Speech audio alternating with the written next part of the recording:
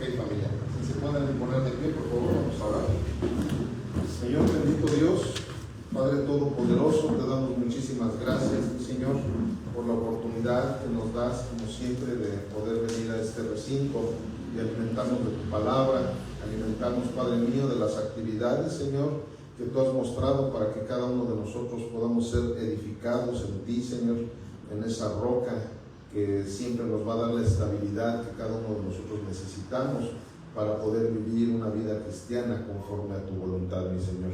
Te pedimos que seas honrado, Señor, con este tiempo que dedicamos a tu palabra, al estudio, Señor, de la teología, y que nos des también el privilegio, Padre, de que todo lo que el día de hoy se exponga a través de este taller, a través de este seminario, pueda ser totalmente absorbido, Señor, por nuestras mentes, por nuestros corazones y por todo nuestro ser, para que podamos nosotros poder vivir lo que aprendemos, Señor. Te lo pedimos en el precioso nombre de Cristo Jesús. Amén, amén y amén. Gloria a Dios. Bueno, ahí está ya el título de nuestro taller del día de hoy. Es la unidad número 3 y tiene por nombre la inspiración de las Escrituras. Seminario Bíblico Reformado, Teología Sistemática, y la materia que estamos viendo es Bibliología. ¿Ok? Bueno, ahí ya apuntamos su asistencia y todo, ¿verdad? Para empezar a leer.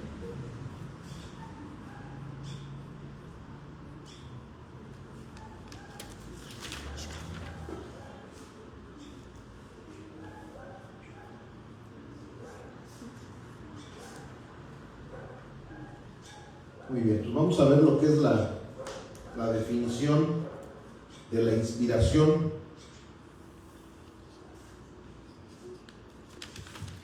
Ahí está, la definición de inspiración.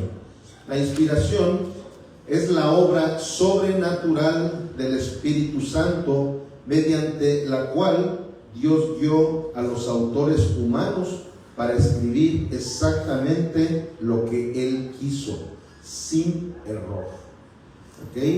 ¿Alguien me puede leer ahí la cita que acabo de poner, que es segunda de Timoteo 3, 16 y 17? Ahí está el microfonito.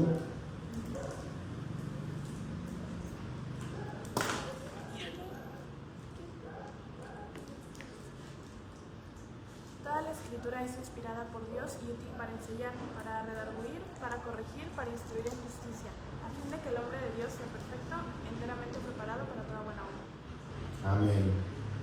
Aquí estamos viendo la descripción de lo que es la Sagrada Escritura, ¿verdad? Estamos aquí, Yannick, no te me vayas a distraer, ¿sale? Bueno, ahí hay una imagen precisamente que representa la definición de la inspiración. O sea, sabemos perfectamente que hubo muchos hombres que escribieron la Biblia, pero no porque ellos la hayan escrito, no porque ellos la hayan escrito quiere decir que ellos fueron los que desarrollaron toda esa inspiración. No quiere decir que salió de sus cabecitas. Eso es importantísimo, familia. Yo sé que esto que les estoy diciendo es algo básico, pero ¿qué creen? Que es una de las cosas con las que esa mente finita del ser humano batalla mucho. Hay muchísimas personas, ustedes yo creo que también se han topado con personas que de repente les empezamos a decir: no, es que tú sabes la Biblia. Sí, pero la Biblia fue hecha por hombres. Y dices: claro que fue hecha por hombres, pero inspirada por el Espíritu Santo. No, pero a ver, eso cómo es aquí. Entonces es precisamente lo que el día de hoy vamos a aprender de una manera sistemática.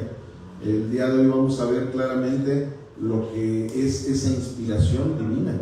O sea, no se trata de nada más el hecho de pensar que hubo una cantidad de seres humanos que estuvieron escribiendo desde el Antiguo Testamento y en el Nuevo Testamento una serie de libros nada más porque se les ocurrió. Todo esto fue inspiración divina, fue inspirada por el Espíritu Santo, y aquí la misma Biblia lo dice: toda la Escritura es inspirada por Dios y útil para enseñar, para redarguir, para corregir, para instruir en justicia, a fin de que el hombre de Dios sea perfecto, enteramente preparado para toda buena obra. Esto es algo bien importante también que nosotros debemos de comprender. Si Dios inspiró a una cantidad de seres humanos para que su palabra, para que toda su voluntad pudiera quedar escrita en esos 66 libros que tiene la Sagrada Escritura, fue con la intención de que todas las buenas obras que se pudieran hacer en este mundo fuera por la instrucción divina que nuestro Dios dejó a través del texto sagrado. ¿Ok? Y vamos a ver, hay dos tipos de inspiración. Ahí dice inspiración verbal y plenaria, ¿verdad? Y vamos a ver primero lo que es la inspiración verbal. La inspiración verbal significa que las palabras mismas de la Escritura fueron inspiradas por Dios. El Espíritu Santo guió a los autores bíblicos para que escribieran exactamente el mensaje divino, utilizando sus propios estilos y personalidades. Vamos a ver qué dice Mateo 5:18. Hay alguien que me lo lea, por favor, con el microfonito. Todos van a participar, O sea, ahorita fue Marianita, ahora Mariana Grande, y todos de todas maneras van a participar. Mateo 5:18, por favor. Porque de cierto os digo que hasta que pasen el cielo y la tierra, ni una jota ni una tilde pasará de la ley, hasta que todo se haya cumplido. Amén. Y les voy a decir una cosa, precisamente conforme han ido pasando los años, nos vamos percatando de que así es. O sea, simplemente si no fuera cierto todo lo que la Biblia ha dejado plasmado en el corazón de la gente conforme se ha predicado, conforme se ha leído la Biblia, simplemente pues ya no existiría si fuera mentira. Cualquiera de las cosas de la Biblia, si hubieran caído en mentira, pues simplemente ya no existiría ni siquiera el cristianismo. El mismo Pablo lo dijo desde aquel entonces: si nuestro Señor Jesucristo no hubiera resucitado como Él lo había prometido, en vano hubiera sido todo lo que todos habían hecho. O sea, si los mismos apóstoles murieron por el Evangelio de Jesús, los mismos apóstoles que supieron perfectamente que Jesús murió en una cruz, pero que resucitó al tercer día, ellos, al saber esa verdad, fue que entregaron su vida. ¿Ustedes piensan que esos apóstoles se hubieran dejado matar de esa manera tan trágica como los mataron? Y no solo a ellos, incluso a sus familias, por una mentira. O sea, eso cualquiera sabe perfectamente. ¿Y qué sucede? Que aquí hay una verdad que está escrita con letras rojitas. ¿Por qué está escrita con letras rojitas? A ver, ¿me pueden decir? Sí. Exacto, porque fueron palabras que el mismo Jesús las dijo.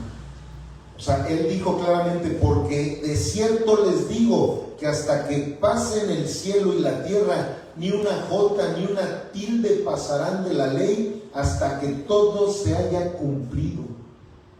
Fíjense, ahí nosotros nos encontramos con una serie de profecías de varios profetas, pero aquí yo voy a ser específico en Daniel.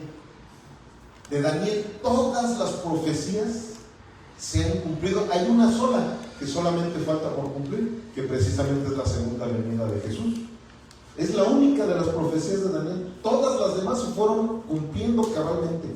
Algunas hasta con fecha, porque hubo varias que hasta él dio la fecha de cuándo iba a suceder.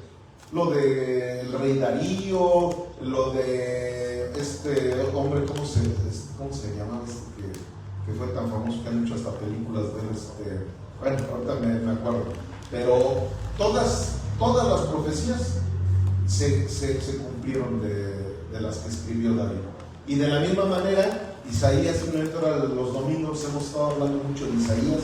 ¿Por qué? Porque todo lo que sucedió con Jesús, de la manera que lo crucificaron, de la manera que lo vendieron por 30 monedas, de la manera que él se quedó callado, ¿verdad? Cuando Herodes le estaba diciendo hasta de lo que no, cuando los sumos sacerdotes también estaban haciendo escarnio de nuestro Señor Jesús, él se quedaba callado. Todas las cosas que han sido escritas desde el Antiguo Testamento se han ido cumpliendo. Muchísimas de las cosas que Jesús comentó, como esa tragedia que hubo en el año 70 después de Cristo, en donde derrumbaron el templo de Jerusalén, en donde hubo una persecución para los judíos, esos dolores de parto, como él les llamó, toda la situación que todo lo que él dijo claramente se cumplió. Y todo se ha ido cumpliendo, y eso es precisamente una evidencia grandísima de cómo la palabra de Dios, la Biblia, es un libro divino. O sea, la verdad que, como muchas veces lo he dicho, los ateos son ateos no porque les falten evidencias de que la Biblia es divina, no porque les falten evidencias de que existe un Dios, no porque les falten evidencias de que estuvo aquí un hombre llamado Jesucristo, que incluso científicamente descubrieron que él fue censado precisamente en esos mismos años que la misma Escritura dice. No les faltan evidencias. Lo que a ellos les hace falta es tener temor de Dios. No se quieren sujetar a un Dios que los lleva a una disciplina. Entonces, por eso es que ellos dicen, no existe. ¿Por qué? Porque no se quieren sujetar a un Dios verdadero. Es más que nada por eso, pero las evidencias las hay. Ahora, acuérdense, cada imagen que presentamos representa la enseñanza que se nos está dando ahí. Ahí está hablando de la inspiración verbal. Ahí dice, Dios inspiró las palabras mismas de la Escritura. Ahí se ve cómo uno de los, supongamos que el apóstol Pablo estaba ahí, pero todo estaba siendo inspirado. ¿Por qué? Porque Dios mismo, a través del Espíritu Santo, es de la manera que estaba dándole la inspiración para que todo lo que se escribiera fuera por pluma de Pablo, por pluma de Pedro, de Isaías, de Daniel, pero por inspiración divina de nuestro Señor Jesucristo, por inspiración del Espíritu Santo, que es lo mismo. ¿Okay? Y vamos a ver lo que es la inspiración plenaria. Inspiración plenaria significa que toda la Escritura fue inspirada por Dios, no solo algunas partes. Cada libro, capítulo y enseñanza de la Biblia posee la misma autoridad divina y es útil para instruir, corregir y edificar al creyente. Vamos a ver qué dice 2 de Pedro 1, 20 y 21. Alguien que me lo lea, por favor. Entendiendo primero esto, que ninguna profecía de la Escritura es de interpretación privada, porque nunca la profecía fue traída por voluntad humana, sino que los santos hombres de Dios hablaron siendo inspirados por el Espíritu Santo. Amén. Ahí estamos viendo la imagen. Aquí vemos cómo este hombre fue inspirado de la misma manera como lo hizo Moisés, como lo hizo Daniel, cualquiera de los profetas, pero todo fue porque el Espíritu Santo les dijo lo que tenían ellos que hacer. Hay veces que esta cita la llega a la gente a confundir, ¿no? De que, porque dice que entendemos que toda la profecía no es de inspiración privada, o sea, no se trata de que alguien en su cabeza de él nació esa profecía y ya algunos empiezan a manejarlo así como diciendo, no, es que si tú tienes una profecía tiene que venir de muchas personas y en el momento en que tú digas la profecía otras personas también la tienen que corroborar y cosas así similares han llegado luego a enseñar precisamente cuando se tratan esos temas, pero más que nada aquí la palabra nos está enseñando que simplemente todas las profecías, todo lo que Daniel escribió, todo lo que escribió Isaías, todo lo que escribió Jeremías, todos los profetas, todo lo que escribieron el mismo Moisés, todo el Pentateuco, los 5 primeros libros de la Biblia que fueron escritos por Moisés, no es que él de una manera, de una forma privada, decir, bueno, es que yo como Moisés, yo tengo que escribir esto para dejarles una enseñanza a la gente de lo que yo realmente pienso, de lo que realmente yo conozco. ¿A eso es a lo que se refiere? No, todo lo que Moisés escribía era porque el Espíritu Santo se lo estaba dictando a través de su mente, a través de su corazón y hasta de su misma mano para poder estar escribiendo todos esos libros. De la misma manera sucedió con Pablo, ¿verdad? De la misma manera con Marcos, con todos los escritores del Nuevo Testamento. Entonces ahí estamos viendo, la inspiración plenaria es eso. Toda la escritura fue inspirada por Dios, ya sean las profecías, ya sean los evangelios, las cartas apostólicas, la enseñanza práctica, la poesía, la historia, la ley. ¿Por qué? Porque cada uno de estos que estamos viendo, esas son ¿cómo se le puede llamar? Las 7 expresiones que hay de los libros de la Biblia. Hay libros que son proféticos, hay libros que son poesía. Hagan de cuenta los salmos, Cantar de Cantares, Eclesiastés, el libro de Job, ese también es una poesía. Y hay libros, la ley, pues son los 5 primeros libros del Pentateuco, todo lo que escribió Moisés, por eso se le llama la ley mosaica, ¿verdad? ¿Por qué? Porque viene de Moisés. Y luego estamos viendo los libros proféticos, que a Jeremías, que el libro de Daniel, que el libro de Isaías, los libros históricos como Primera de Crónicas, Segunda de Crónicas, Primera de Reyes, Segunda de Reyes.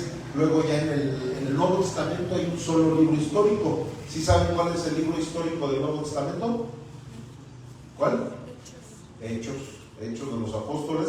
Ese es un libro histórico, no es un libro doctrinal. También hay veces que ha habido gente que piensan que la doctrina del cristiano es a partir de Mateo hasta Apocalipsis, pero no, ni los 4 evangelios ni el libro de los Hechos de los Apóstoles son libros doctrinales. Los libros doctrinales empiezan ¿cuándo? ¿A partir de qué libro? De Romanos hasta Apocalipsis. Todos esos son los libros doctrinales de un cristiano. O sea, ahí sí verdaderamente encontramos que si nos dice en Romanos un borracho no puede entrar al reino de los cielos, dices, eso es una doctrina para el cristiano. El cristiano no puede ser borracho. Pero si tú en el libro de los Hechos de los Apóstoles, que es un libro histórico, te encuentras con anécdotas como que todavía seguían circuncidando a algunas personas, no por eso nosotros nos vamos a circuncidar. En el libro de Hechos de los Apóstoles encontramos una pequeña historia en donde algunos practicaban el tomar sangre en ritos paganos que hacían, y les dicen, ¿sabes qué? Si tú vas a ser cristiano ya no debes de estar tomando sangre, ya no debes de estar comiendo todos esos animales que sacrifican, esos animales degollados, esos animales ahorcados. Ustedes ya no deben de hacer esas prácticas. Eso fue en el libro de los Hechos. Hay gente que al no conocer que es un libro histórico lo toman eso como una doctrina. ¿Y saben qué? Que ya no comen moronga. Les empiezan a decir a los que no, es que ya ven, el libro de los Hechos decía que no debes de tomar sangre y que eso, ¿no? Y ya lo toman como doctrinal. Pero en ninguno de los libros doctrinales, ni en Romanos, en ninguno de los libros pastorales, Tito, Timoteo, en ninguna parte encontramos que eso haya sido una doctrina para los cristianos. Fue una anécdota que sucedió. ¿Por qué? Porque captaron a una serie de personas que hacían sacrificios y hacían. Entonces, ¿a qué se referían ellos? A decirles, ¿sabes qué? Que esos ritos que ustedes hacen con la sangre ya no la deben de hacer. Y no nada más esos ritos, ningún rito deben ustedes de hacer. Todos esos ritos paganos que hacían en aquel entonces. Ok, continuamos. Ahora vamos a ver teorías erróneas. A ver, mira, se ha de haber propuesto algo allá. Fíjate, agarra el micrófono. En la computadora, quítalo, se puso ahorita porque no me deja moverle. Apocalipsis, aunque sea un libro profético, sigue siendo doctrinal. A ver, más dulce. Apocalipsis, aunque sea un libro profético, sigue siendo doctrinal. Sí, claro. Mira, Apocalipsis es un libro profético, pero precisamente ahí se nos habla de todo lo que nosotros como iglesia vamos a hacer cuando ya estemos con nuestro Señor Jesucristo. O sea, se nos está enseñando todas las características de la cristiandad de la iglesia. ¿Me explico? Entonces, por eso sí entra dentro de los libros doctrinales. ¿Por qué? Porque nos están enseñando de qué manera se vive en el cielo. ¿Me explico? Entonces, eso sí es algo doctrinal. O sea, ahí sí es algo, claro, ahí, eso sí, la interpretación de Apocalipsis la debemos de ver con un punto totalmente profético, precisamente. O sea, no porque eso se está viviendo en el reino de los cielos, no por eso nosotros ya lo vamos a vivir aquí, porque ese ha sido un problema también. Hay una doctrina que les llaman el reino ahora, y que muchas de las cosas que ven en el Apocalipsis ya lo piensan que lo están viviendo aquí. O sea, ya se empiezan a manejar aquí en la tierra como si ya estuviéramos viviendo en el cielo, literalmente. ¿Me estoy explicando? Entonces ahí es donde sí tienes que tener el criterio para poder entender que hay muchísimas de las cosas que estás viendo tú ahí en Apocalipsis, en donde lo tienes que tomar como lo que es una profecía para que nosotros lo hagamos, pero en su momento. No aquí. No aquí, ¿por qué? Porque ahí es donde sí algunos se han resbalado mucho con la mala interpretación del Apocalipsis. Entonces, por eso es que también te voy a decir algo. Si ustedes se percatan, yo uso el libro de Apocalipsis precisamente para respaldar mucho de las citas cuando estoy dando una de las predicaciones, pero no profundizo mucho en las cuestiones, como te dijera, pues precisamente de lo que ahorita nosotros estamos haciendo, batallando con ciertos pecados, todo eso, a lo que en el Apocalipsis nos está diciendo. Entonces por eso no lo uso tanto.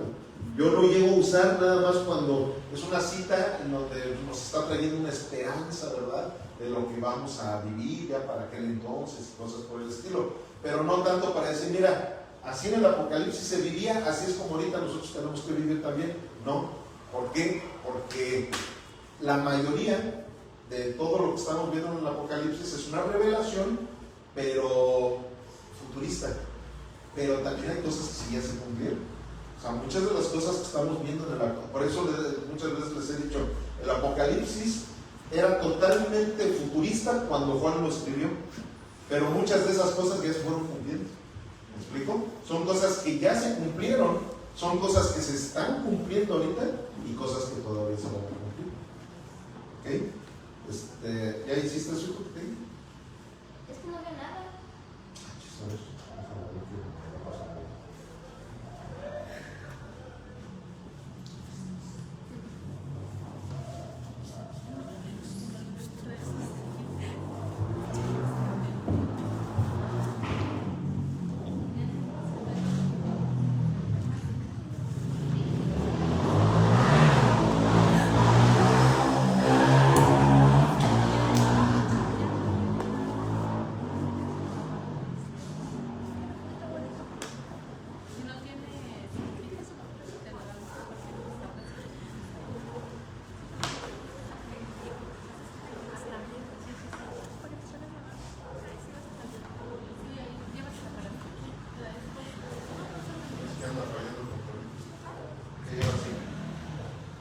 Teorías erróneas sobre la inspiración de la Biblia.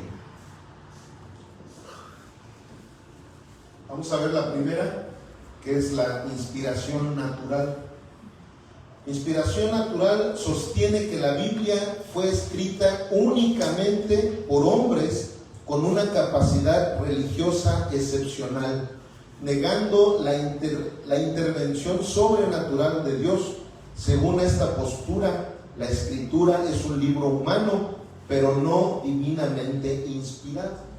O sea, hay esa teoría errónea. Y esa teoría errónea pues es presente de la que les estaba yo ahorita comentando. Muchas veces gente que le empiezas a evangelizar, te salen con esas cosas, ¿verdad? De que, no, pero es que fue los hombres los que le escribieron. Pero tú le empiezas a... Pero como ellos ya tienen esa teoría, ellos se cierran a esa teoría natural. Y te voy a decir una cosa, esa teoría todo el mundo la teníamos hasta que empezamos a conocer realmente el Evangelio. O sea, todo el mundo pensaba, sí, pues la Biblia no fue un libro que, de repente del cielo haya casi como los 10 mandamientos, ¿no? Que eso sí, fueron directamente escritos por Dios. Y no, o sea, decimos, bueno, los 10 mandamientos sí fueron así, pero yo antes, cuando pertenecía a la iglesia, a la de la 14, ahí yo tenía esa idea de que decía, no, pero es que los seres humanos fueron los que la escribieron. La escribieron, entonces esa es la inspiración natural. Y hay gente que se queda con esa teoría, es una teoría errónea, sin embargo, esa es la creencia que mucha gente llega a tener. Vamos a ver la inspiración parcial. A ver, ¿quién sigue de leer? A ver, Nikki, ¿me puedes leer ahí lo que es la inspiración parcial, por favor? Sí. Afirma que solo algunas partes de la Biblia fueron inspiradas, generalmente las relacionadas con la fe o la salvación, mientras que los relatos históricos, científicos o culturales podrían contener errores. Ok, y ahí estamos viendo precisamente la imagen de lo que es la inspiración parcial. Repito, afirma que solo algunas partes de la Biblia fueron inspiradas, generalmente las relacionadas con la fe o la salvación, mientras que los relatos históricos, científicos o culturales podrían contener errores. Y les voy a decir algo, aquí aprovechando esto que estamos en estos momentos leyendo, hay veces que sí se han presentado errores de los editores. Ahí sí, eso tenemos que entenderlo. Hagan de cuenta, la Reina Valera tiene ciertos errores de traducción. Hay errores de traducción, por eso no sé si ustedes se percatan que a veces tengo que irme a los originales cuando les estoy predicando algún tema y de repente les digo, miren, en griego quiere decir esto y esto y esto y esto. ¿Por qué? Porque hay veces, de hecho la Reina Valera es de las que menos errores tiene de traducción, por eso es que es la que usa la mayoría de los cristianos. Sin embargo, hay algunas otras con un poco menos de errores, pero todas tienen errores. ¿Por qué todas tienen errores? Porque ahí sí entró la mano del hombre, en las imprentas, en lo que... Es que imagínense la cantidad de líneas, de libros, de letras, de frases que tuvieron que estar interpretando. Hagan de cuenta cuando Martín Lutero tradujo la Biblia del griego, sí, porque fue el primero Nuevo Testamento, fue puro griego, del griego al alemán, se puso a estar traduciendo todo el Nuevo Testamento. Entonces, imagínense, son trabajos muy arduos, tremendos, y ahí sí ha habido error. Ahí ha habido error. Hay algunas que tienen más errores, pues, como la nueva versión internacional. Esa tiene muchos errores, y tiene varios errores graves, a tal grado que ya algunas personas, que eso sí a mí se me hace como que muy exagerado, que dicen que no, que esa Biblia la hicieron a propósito de quitar ciertas citas, porque son hijos del diablo los que hicieron esa edición, pero no, la verdad es que no creo que haya sido eso, más bien fueron errores. La única Biblia que sí definitivamente fue totalmente manipulada, ¿saben cuál es, verdad? ¿Alguien me puede decir? ¿Lo saben? ¿Nadie de ustedes sabe tampoco? ¿Qué Biblia, cuál es la única Biblia que ha sido manipulada? Para los mormones. ¿La de qué? ¿Los mormones? No. ¿Testigos de Esa Jehová? es la de los testigos de Jehová. Acuérdense, esa se llama Nuevo Mundo. La edición del Nuevo Mundo es así, para que vean, es así, ha sido manipulada. Es así, han puesto palabras por hoy, y es así, lo hicieron deliberadamente para que su doctrina pudiera la gente pensar que es la correcta. Pero ellos sí deliberadamente, por eso yo creo que de todas las sectas es de las peores, o sea, porque ya para que se hayan atrevido a hacer eso, cuando la misma Biblia da una amenaza tremenda en los últimos versos del Apocalipsis, precisamente, dice, todo aquel que le ponga o que le quite a todo el libro de esta profecía será anatema. O sea, dan una maldición tremenda, y ellos sí se atrevieron a hacer eso. También la católica se atrevieron a meterle otros 7 libros, los famosos libros apócrifos o deuterocanónicos, pero no le manipularon nada tampoco a esos libros. Esos libros sí son verdaderos, sí existen, nada más que no eran inspirados. Esos libros no fueron inspirados por el Espíritu Santo, precisamente lo que estamos viendo ahorita. Ellos cometieron un gravísimo error, una herejía, en haberlos incluido en su Biblia al no ser inspirados. Por eso hasta le llaman deuterocanónicos, porque fueron después del canon, ya que el canon, ¿qué es el canon? Una serie de teólogos, de hombres de Dios, que estuvieron analizando cuáles eran los libros que verdaderamente estaban inspirados por el Espíritu Santo. Dejaron esos 66 libros, los que todos conocemos, y ya después, en la contrarreforma, los católicos dijeron: no, nos vamos a meter esos otros 7, porque esos 7 libros, aparte de que justificaban ciertas de sus doctrinas heréticas que ellos tienen, aparte de eso querían hacer ver a Martín Lutero como un hereje de que había quitado esos 7 libros. O sea, bueno, todos ustedes ya conocen, ¿verdad? Porque fue la historia, lo que vimos en la historia de la iglesia cristiana, pero bueno, ahorita salió a colación por lo que estamos viendo de la inspiración divina. La inspiración divina no entra en esos 7 libros, a pesar de que son buenos, sobre todo algunos sí son medios torciditos, pero hagan cuenta, la primera y segunda de Macabeos pues son libros históricos. O sea, ahí tú te encuentras precisamente en esos 400 años donde la Biblia no se escribió porque no hubo ya profecía, ¿no? En esos 400 años, esos libros de Macabeos 1 y 2, ahí te platican todo lo que estuvo sucediendo en el pueblo de Israel. Se los recomiendo, sus hijos los lean, pero no como doctrina. O sea, nada más pues, son libros históricos, como si leyeras un libro de Flavio Josefo, ¿verdad? Que son de historia nada más. ¿Ok? Entonces, bueno, ya vimos lo que es la inspiración parcial, que es un error, ¿verdad? La inspiración parcial. Otro error, la inspiración conceptual. A ver, ¿alguien me puede leer qué es la inspiración conceptual, por favor? ¿Quién sigue? Moncita.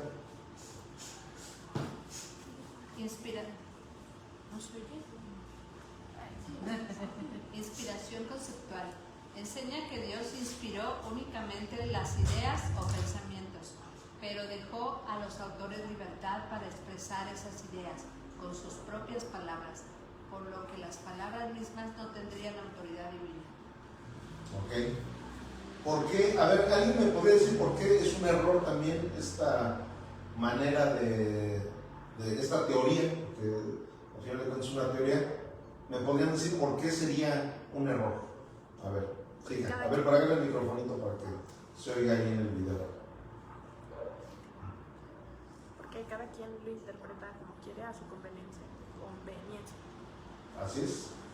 O sea, ahora sí que pasaría como desgraciadamente ahorita está sucediendo, y ahorita vamos a ver otra de esas teorías en donde ya deliberadamente hacen ese tipo de situaciones, de que ya cada quien sabe. Entonces, repito, como dice, enseña que Dios inspiró únicamente las ideas o pensamientos, pero dejó a los autores libertad para expresar esas ideas con sus propias palabras, por lo que las palabras mismas no tendrían autoridad divina. Entonces, y esto ha surgido, esta teoría surgió porque hay gente que no ha entendido que los 4 evangelios, a final de cuentas, son una biografía teológica de nuestro Señor Jesucristo. Fue totalmente inspirado por el Espíritu Santo Mateo, fue inspirado Marcos, fue inspirado Lucas y fue inspirado Juan. Sin embargo, esa inspiración que el Espíritu Santo les dio para que escribieran, los cuales vivieron también. Por eso es que, como se le llaman, son biografías teológicas de nuestro Señor Jesucristo. O sea, ustedes, si de repente quieren conocer la biografía de alguno de sus familiares, háganse cuenta, aquí todos ustedes son de una familia, acá es otra familia. Ustedes pudieron tener un abuelito que fue común para cualquiera de ustedes, y a lo mejor ese abuelito Tú lo conociste, Pati, a lo mejor Mariana también, pero Marianita chica ya no lo conoció. Sin embargo, tú le puedes empezar a platicar, no, es que fíjate que el abuelo fulanito era así, era como de unos 70, y fíjate que en alguna ocasión yo iba con él y pasó esto y pasó lo... Pero a lo mejor cuando Mariana le platique, a lo mejor ella va a decir, no, yo me acuerdo que no era uno, no, yo me acuerdo que era un poco más alto. Y aparte pues, estás diciendo que tenía los ojos menos claros, pero no tenía claro. ¿Sí me estoy explicando?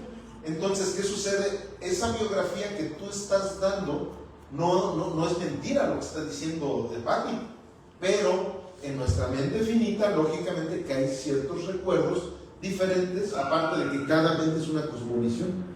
Entonces, por eso es que esta teoría surgió, de que dice, no, es que Juan dice unas cosas, sobre todo Juan dice cosas totalmente diferentes a las que dice Mateo, Marcos y Lucas. ¿Por qué? Porque los tres primeros son libros sinópticos, son evangelios sinópticos y el de Juan no. Entonces hay muchas cosas que coinciden entre Mateo, Marcos y Lucas, y hay muchas cosas de Juan que no coinciden. Pero ¿por qué los teólogos precisamente al estar investigando eso, se percataron de que hubo experiencias muy diferentes, aparte de que Dios precisamente inspiró a cada uno con el carácter que cada uno tenía? ¿Me explico? Juan era muy amoroso. Entonces nosotros cuando leemos el Evangelio de Juan, por eso es el que yo siempre recomiendo a la gente cuando apenas inicia a leer la Biblia, siempre recomiendo a Juan. ¿Por qué? Porque él era un personaje muy amoroso. Era muy, empezaba a dar la personalidad de nuestro Señor Jesucristo en puro amor. Y te voy a decir una cosa, a pesar de que la misma Biblia dice que Dios, Jesús, es todo amor, pero también es fuego consumidor, la Biblia, ¿qué es lo que nos dice que es lo más importante de todo? El amor. ¿Me explico? Entonces, por eso yo cuando voy a recomendarle a alguien que empiece a leer la Biblia, les digo que lean Juan. Porque lo primero que debe la gente de encontrarse con el amor de nuestro Señor Jesucristo.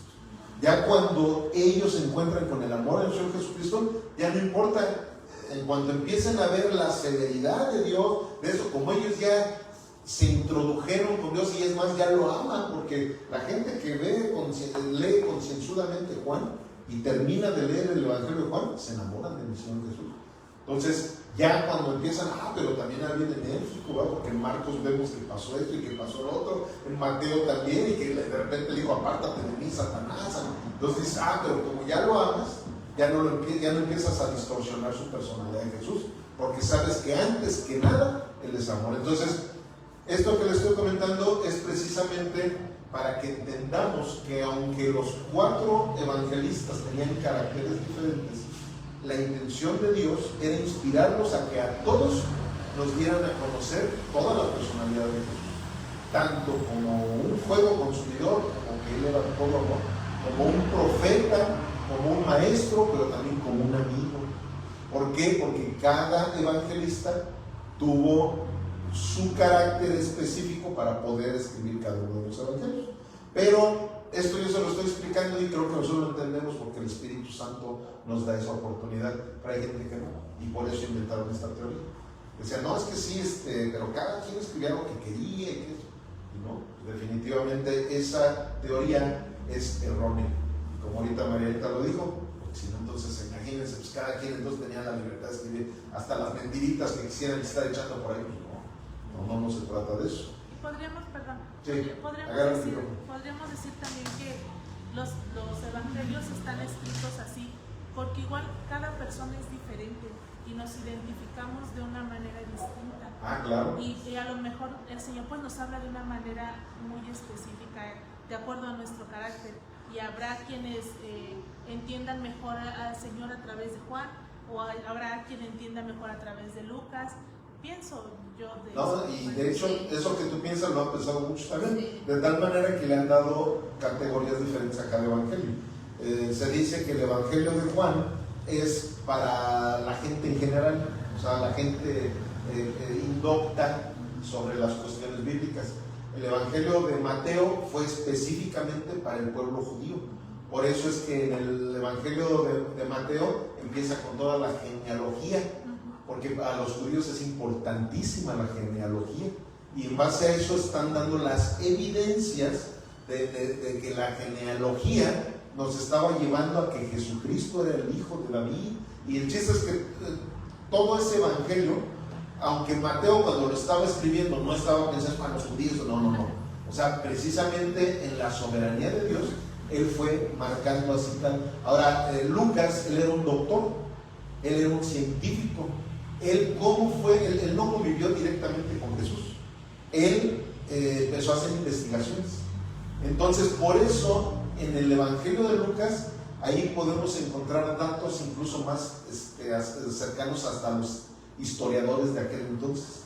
Porque él, como tipo historiador, él empezó a hacer investigaciones. Iba con Pedro, oye Pedrito, y a ver tú cómo viviste esta experiencia con el maestro. Pues mira, pasó esto. Y él iba escribiendo.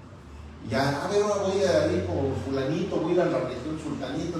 Y él iba. Entonces, el Evangelio de Lucas se dice que es para personas que son más, ¿cómo se le puede llamar eso? Pues así para universitarios, para personas más estudiadonas, así precisamente muchos ateos se han llegado a ser ateos por poquito conocimiento que han tenido. Como decía Luis Pasteur, el poco conocimiento te aleja de Dios, el mucho conocimiento te acerca a Dios. Y es verdad, y se los digo por experiencia. Yo me acuerdo cuando empecé a tener estudios preparatorianos, todo eso, que te empiezan a enseñar lo de Darwin. Es más, desde la secundaria te empiezan a enseñar todo eso. Es más, me hice ateo por un tiempo. Por el poquito conocimiento que estaba yo teniendo, pensaba yo en un momento en que... Pero cuando simplemente Einstein, que ha sido uno de los hombres, creo que es el más reconocido en cuestión de inteligencia, de ciencia, entonces él dijo una frase, decía, por más que yo me quiera por más que yo me quiera alejar de Dios, los estudios, la ciencia, todo, me acerca nuevamente a la Biblia. Incluso él decía, ¿por qué? Pues porque el conocimiento le pertenece a Dios, así de simple. Y el Evangelio de Marcos, curiosamente, ese fue el primero de todos los evangelios que se escribió. Ese evangelio, el Evangelio de Marcos, se dice que fue para los gentiles. O sea, que fue un evangelio más que nada hecho precisamente para todos los nuevos creyentes que estaban llegando, que eran puros gentiles. Por eso es que fue el primero de los que se escribió, para que a través de ese evangelio ahora sí que se estuviera evangelizando a todos los primeros creyentes. Entonces, así se ha categorizado precisamente por la idea que tú mismo ahorita estuviste teniendo de eso. Y ok, vamos al siguiente teoría errónea, que es una que ahorita se está viviendo mucho y que está desbaratando horriblemente la credibilidad del cristianismo, que es la neo-ortodoxia. Y al ver eso de neo, ¿sí saben lo que quiere decir neo? Nuevo. Neo-ortodoxia. Ahorita una de las iglesias, entre comillas le llamo iglesia, que más gente tiene en el mundo entero, no solamente en América, sino en el mundo entero, son los neopentecostales. Un neopentecostal tiene estas características. Miren, sostiene que la Biblia no es la palabra de Dios en sí misma, sino que contiene la palabra de Dios y llega a hacerla cuando Dios habla personalmente al lector. De esta manera, la autoridad deja de estar en el texto bíblico y pasa a depender de la experiencia subjetiva de cada persona. Y eso es algo también que, bueno, pues precisamente se empezó a vivir y a distorsionar completamente la palabra de Dios por medio del catolicismo. Acuérdense cuando vimos lo de la historia de la iglesia, empezaron ellos muy bien, empezaron con la Biblia en la mano. Pero llegó un momento en que empezaron a dejar la Biblia a un lado, que decían, no, esto no es la máxima autoridad. Ahora llegó el Papa, que trajo una revelación nueva que Dios le ha dado, y por eso es que ahora vamos no solamente a tener la Biblia, sino vamos a tener algo todavía más importante, ¿verdad? Que va a ser nuestro, ¿cómo se llama lo que usa el católico para? No, el libro que usa para... ¿Para qué usa para qué? para enseñar sus liturgias, para enseñar su doctrina. Entonces, ellos a esto es a lo que se refiere la neo-ortodoxia. O sea, una nueva ortodoxia, algo, ¿qué quiere decir ortodoxo? Ustedes ya lo saben. ¿Se acuerdan? Ortodoxia. ¿Qué quiere decir? Que se mueve. ¿No se acuerdan? Que es inspirada por... Que es lo correcto. Sí. Acuérdense, o sea, cuando tú dices esto es algo ortodoxo, es que esto es algo correcto. Bueno, hay algo nuevo que es correcto. Eso es a lo que se refiere esta teoría errónea, que empezaron a tener unas nuevas revelaciones. Antes era la Biblia, ahora es también el catecismo. También es todo lo que el magisterio de la Iglesia Católica nos diga que tenemos que meter en nuestras liturgias, que tenemos que meter en nuestras doctrinas, que llegó la doctrina de María, que llegó la doctrina del purgatorio, que llegó la doctrina de la Asunción de María, y que llegó... ¿Por qué? Porque ellos dijeron, no, pues es que todo lo que dice la Biblia en su momento fue, pero ahora es una nueva ortodoxia. Hay cosas nuevas que se nos han revelado que son correctas. Y así de la manera que sucedió hace muchos siglos en la Iglesia Católica, ahora está sucediendo en la Iglesia Evangélica. Ahora en la Iglesia Evangélica agarran y es más, malinterpretan tremendamente dos citas. La que dice la letra mata, mas el espíritu vivifica. Entonces ellos te dicen, si la letra mata y el espíritu vivifica, quiere decir que no tienes que venir a seminarios teológicos. Tú no tienes que ser un teólogo, eso es lo peor. Eso es lo peor, que seas un teólogo. Lo que debes de hacer es esperar la revelación del Espíritu Santo, porque la letra mata, pero el espíritu vivifica. Eso es lo que ellos interpretan. Y a eso, ¿alguien sabe lo que realmente quiere decir la letra mata y el espíritu vivifica? Cuando no eres congruente, que sabes mucho, pero que eres muy legalista. La letra, cuando está hablando de la letra, se está refiriendo a la ley. La ley, ¿tú podías cumplir la ley? No. ¿Alguien puede cumplir la ley? Entonces la ley te mata. O sea, ¿por qué? Pues porque no la puedes cumplir. Pero el espíritu vivifica.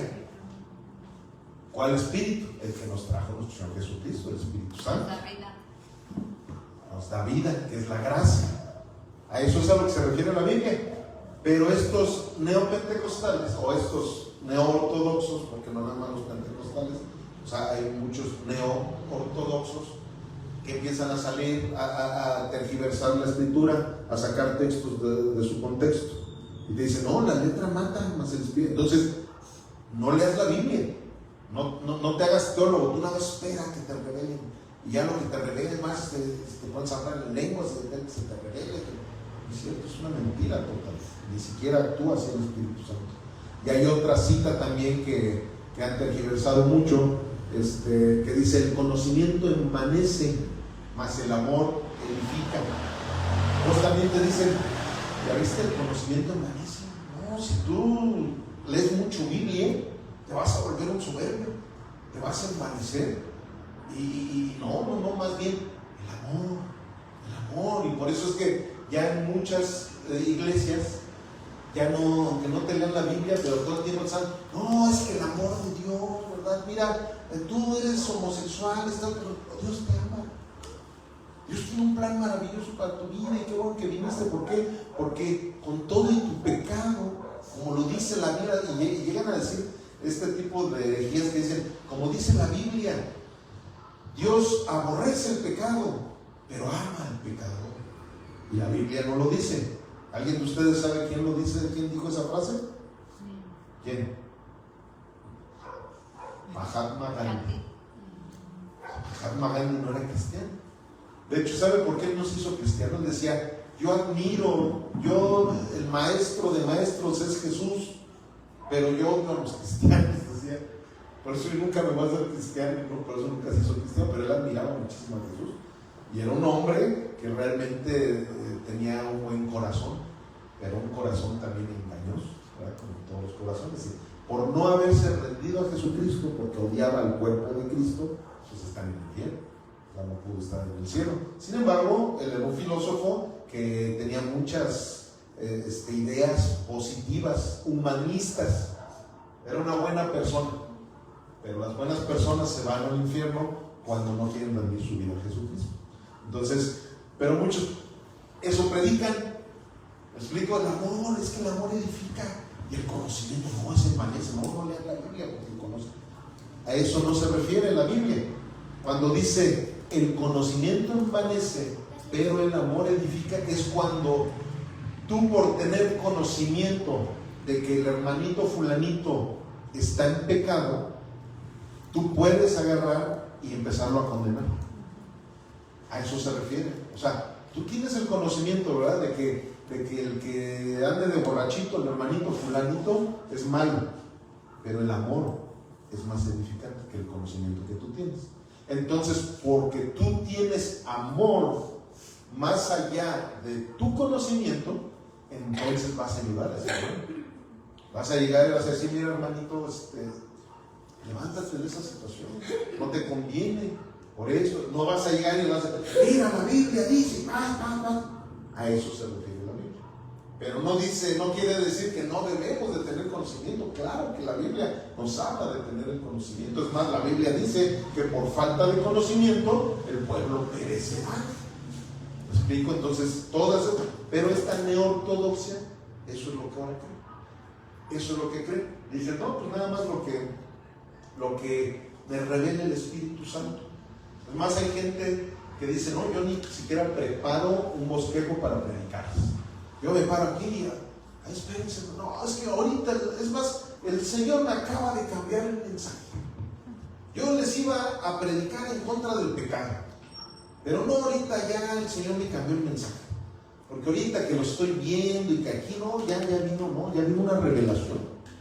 No, ahorita yo les voy a hablar de que pues, Dios es tan grande su misericordia, tan grande su amor, que todos los que estamos aquí vamos a tener trabajos nuevos, vamos a tener carros del año, vamos a tener una vida próspera, y empiezan con una serie de papadas.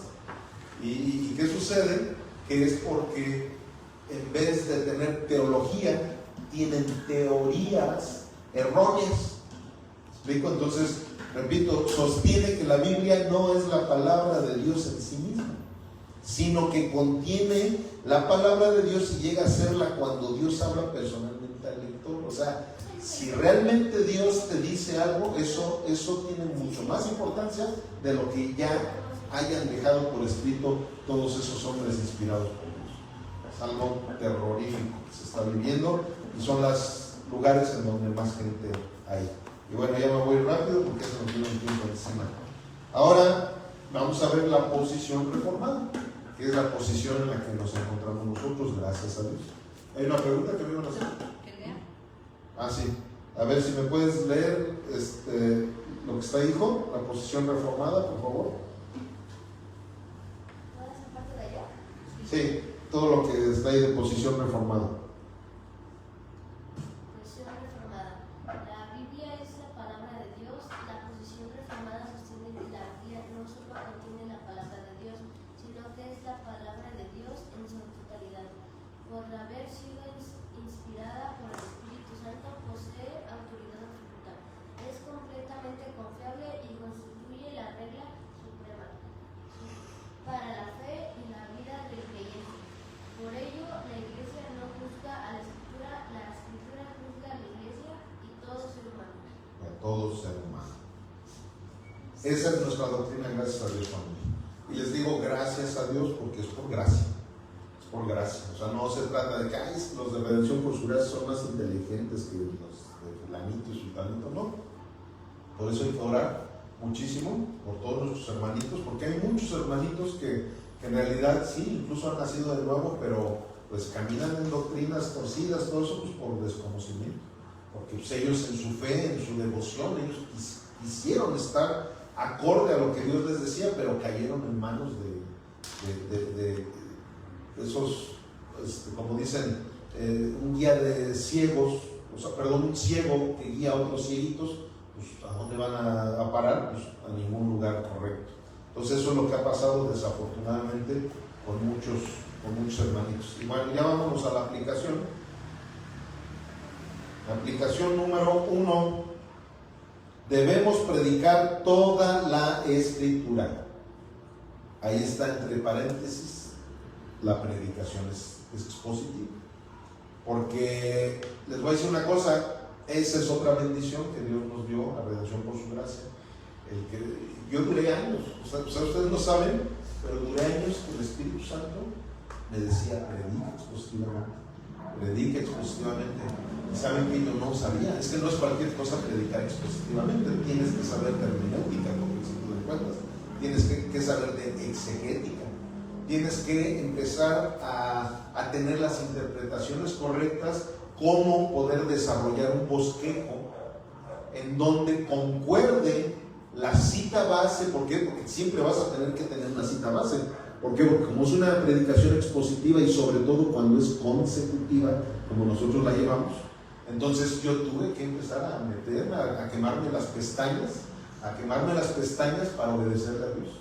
Pero fácil, yo conociendo ya de lo que era la predicación expositiva para yo empezarla a predicar, me tardé como 2-3 años para que se den una idea. Y que me daba desesperación, pues yo todavía no sabía, pero ya el Espíritu Santo me mostraba que si yo no predicaba expositivamente, realmente no estaba dando el mensaje completo de Dios. ¿Me explico? Entonces, por eso es que vemos aquí una de las aplicaciones principales que estamos viendo aquí, que es la número 1, es debemos de predicar toda la Escritura. Número 2, negar la inspiración destruye el Evangelio.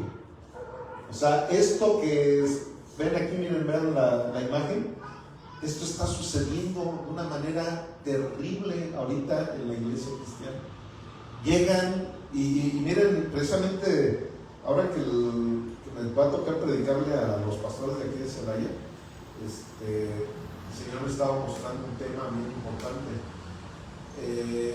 Aquí en México, y más en esta ciudad, yo veo que somos muy dados a idealizar o a idolatrar a la gente que vive de fuera. O sea, hay gente que en México tienen ahora sí que tienen la misma unción que han tenido todos los grandes maestros del Evangelio de toda la historia, incluyendo a nuestro mismo Señor Jesús, porque el mismo Espíritu Santo que estaba en Jesús es el mismo que tenemos todos los cristianos. Pero aquí somos muy dados a que, es que viene un predicador de Colombia y llega y ya nada más porque es colombiano y tiene otro acento y a ver, ni bacanos, y que empiezan, y yo soy el apóstol que vengo a darles la cobertura que ustedes necesitan, y ya nada más porque les empieza a hablar, y de veras, los digo, o sea, veo con una tristeza amigos míos así que los veo, y al ratito es que mi apóstol, ¿cómo que tu apóstol? Sí, voy a ir a Colombia porque ya me están dando cobertura y tuve que vender mi carro porque tengo que ir hasta allá, que vienen de aquí los vecinos de la frontera de Chiapas, ¿cómo se llaman? Los guatemaltecos. Que llegan un guatemalteco allá que viene, como sienten que viene de la luna, y ya porque viene de la luna con mucho cash, no, quiero echar mi cobertura, y en serio me da tanta tristeza ver esta situación. Llegan así diciendo, yo soy el apóstol, ¿cómo dice ahí? Soy el apóstol y traigo nuevas revelaciones para que se sometan a mis experiencias sobrenaturales. Y de veras, o sea, empiezan así con una serie de situaciones, y todo es por ese error, o sea, porque negan, o sea, realmente con esas cosas están negando la inspiración divina de la Biblia, del Evangelio. Porque si ellos traen nuevas revelaciones, pues entonces, ¿qué quiere decir? Pues que, es más, la misma Biblia dice, si hay algo nuevo, es que lo anterior no funcionaba. Hagan de cuenta que dicen, no, pues es que la Biblia ya no funciona. Ahora son las nuevas revelaciones que yo traigo. Y ahora miren, en mis nuevas revelaciones, ahora el Señor me dice que todos nosotros somos Jehová. Somos Jehová Junior. Porque el de Guatemala así les dice a todos ellos. Todos nosotros somos Jehová Junior. O sea, ¿qué está diciendo? Que todos somos dioses. Todos somos dioses así pequeñitos, ¿verdad? Sí. Entonces, si Jehová es nuestro papá, entonces nosotros, ¿cómo somos? Jehová Junior. Es que es una nueva revelación que el Señor nos da. Entonces, eso, pues precisamente es uno de los graves errores. Y el número 3 y último, la Biblia es completamente confiable. Esta es la tercera aplicación que debemos de entender claramente. La Biblia es completamente confiable. En eso es en lo que nos debemos de basar nosotros. Por eso es que como iglesia reformada que somos, nosotros basamos toda nuestra doctrina en las 5 solas. ¿Sí se acuerdan lo que dice las 5 solas, verdad? A ver quién me las dice, para ponerles ahí, a ver, con el micrófono. A ver, ¿quién se acuerda? A ver, ¿cómo es que? Sola escritura. Sola gracia. Sola fe. Ya nos faltan 2, ya nada más 2. Sol y Deo Gloria. Esa es la última, Sol y Deo Gloria. Ya nada nos falta una. Ay, me acuerdo. Somos Cristo.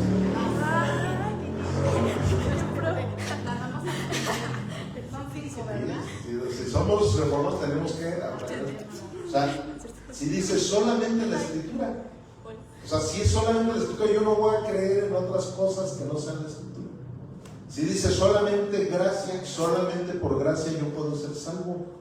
Nada de que mis obras también, esto me ayudó también para poder ganarme el cielo. No, si dice solamente Cristo, Él es el único que murió en una cruz en el Calvario, yo no puedo solamente Cristo. Luego dice solamente fe. O sea, ¿cómo es como podemos llegar al cielo? ¿Por nuestras obras? No, ¿verdad? Entonces, ¿cómo podemos llegar? Por fe. Por eso solamente fe. Solo fe. Y luego, pero sí, vamos a venerar a María, vamos a venerar a San Pablo, vamos a venerar. No, solo a Él la gloria. Solo a Él la gloria.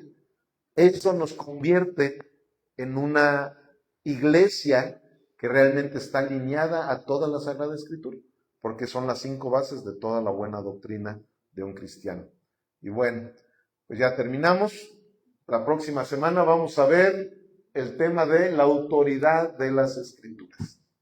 ¿Okay? Hoy vimos que la inspiración de las Escrituras fue totalmente por el Espíritu Santo, ¿verdad, familia?